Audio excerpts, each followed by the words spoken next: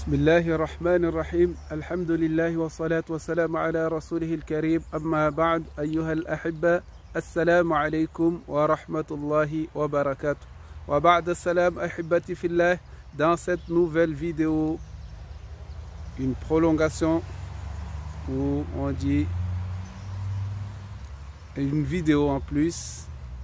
Dans cette nouvelle vidéo, nous allons parler d'un sujet, d'une phrase que j'ai écrite: nous sommes tous hypocrites. J'ai dit cela par rapport à des frères, des sœurs, par rapport à nous tous en fait, nous les musulmans en général. Il y a un frère qui disait, il y a quelques années de cela, quand j'étais encore étudiant, il disait, c'est Omar ibn al-Khattab radiallahu ta'ala anhu était présent de nos jours, il aurait dit que nous sommes tous hypocrites. C'est ce qu'il nous a dit une fois, que le plus grand cheikh de notre époque est hypocrite. C'est Omar était présent à notre époque. Alors, j'avance plus loin, je dis, aujourd'hui, nous avons le Coran devant nous, les hadiths sont clairs devant nous, mais il y a un truc.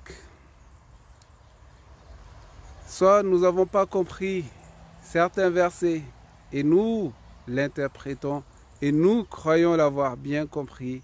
Nous n'avons pas compris des hadiths et nous croyons les avoir bien compris et on les pratique d'une manière qui ne sont pas cohérents à notre religion. Alors, le message, Allah subhanahu wa ta'ala il dit dans le Coran: udkhulu fi ba'da a'udhu billahi minash shaitanir rajim udkhulu fi silmi kaffa, entrez dans la soumission totalement. Entrez dans la soumission totalement. J'ai dit que nous sommes tous hypocrites, sans exception. Lorsque on parle à une sœur qui a la foi, qui incite les gens à pratiquer la sunna, de mettre des chaussures pour rentrer aux toilettes, ou bien de porter une châle quand ils mangent, c'est ça la sunna pour eux en fait. Et quand tu leur parles d'un verset de Coran, d'un verset qui doit s'appliquer sur elle, que c'est l'homme qui doit l'appliquer. Par exemple, on va prendre un verset qui est simple, que Allah subhanahu wa ta'ala il dit quoi? Ba'da'udhu billahi minash shaitanir rajim. Fankihu ma taba lakum minan nisa mathna wa thulatha wa ruba' wa in khiftum alla ta'dilu fawahida. Et mariez-vous avec celles qui vous plaisent. Dieu s'adresse aux hommes de se marier avec celles qui leur plaît. Et maintenant, il a commencé par 2, 3 et 4. Si vous craignez d'être injuste, de ne pas être équitable, alors une seule suffit. Allah subhanahu wa ta'ala nous donne ce verset-là. C'est un cadeau. Et quand tu parles de ce verset à une sœur, à des sœurs, ils te diront que ça c'est sunna, ce n'est pas fard, ce n'est pas une obligation. On n'a pas dit que c'est une obligation. On n'a pas dit que c'est une obligation. Loin de là. Mais quand il y a un verset qui dit udkhulu fi silmi kaffa, entrez dans la soumission totalement.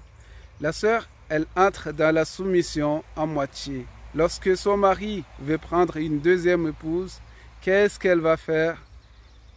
Elle va dire que tu n'es pas comme le prophète sallallahu alayhi wa sallam. Moi je dis, lui il n'est pas comme le prophète sallallahu alayhi wa sallam. Et toi tu n'es pas comme Aïcha. Tu n'es pas comme Hafsa. Alors nous sommes équitables. Pire encore, nous vivons dans un monde où la fitna est ouverte. La fitna est ouverte en plein air, plus qu'avant.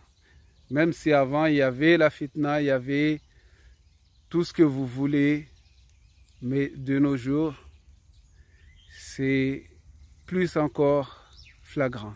Et je ne dis pas qu'à l'époque il n'y avait pas de fitna.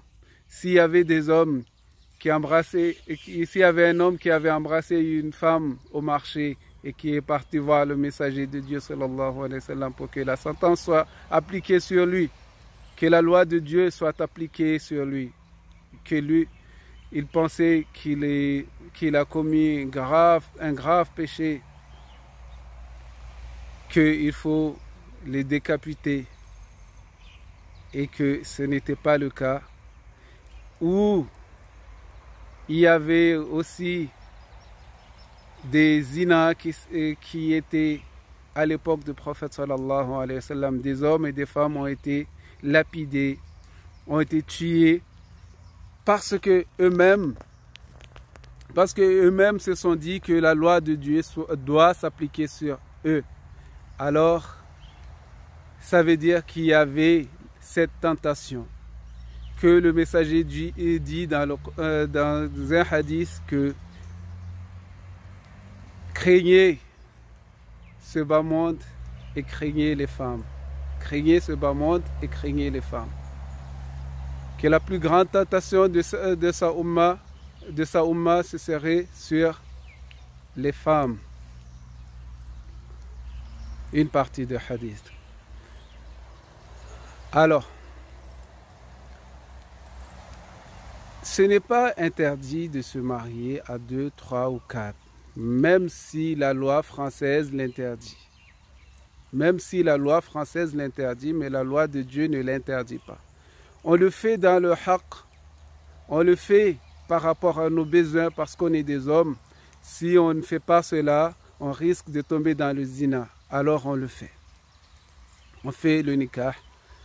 Maintenant, je dis qu'on est munafiq par rapport à les hommes qui se disent adeptes de la sunna, mais qui veulent se marier avec une fille la journée. Je me marie avec toi la journée, le soir, je dors chez ma femme. Et j'ai dit qu'on est devenu munafiq par rapport à des frères que lorsqu'ils répudient leurs épouses, ils le font sortir de la case, le font sortir de la maison. N'ont-ils pas lu le Coran, la sourate al-Talaq? N'ont-ils pas lu la sourate al-Talaq? Il ne faut pas les faire sortir de la maison.